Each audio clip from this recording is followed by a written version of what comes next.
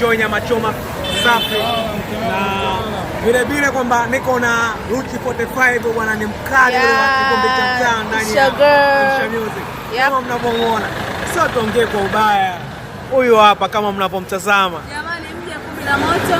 Nyama ni tamu sana na kwa bei che unapata nyama nzuri tena, na ugali unapata kuanzia 10,000 unapata nyama nzuri safi. Yaani unakula unajiachia.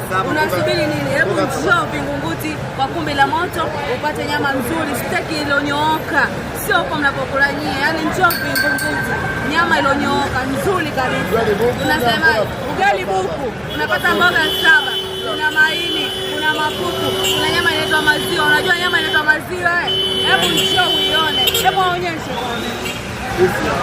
Umeziona? Maudambu umeyaona?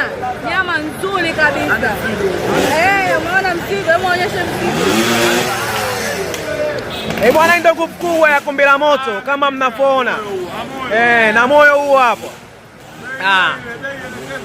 Bwana, ndio tupo kwa Kumbi la Moto, nyama choma na bei elekezi na mzigo wa kutosha kabisa. Namna kama mnavyoona. Bwana, nenda kanifollow kupitia account ya Amsha Media, basi uweze kunitrack na kuweza kufanya vitu ambavyo kaweza kuwa poa zaidi.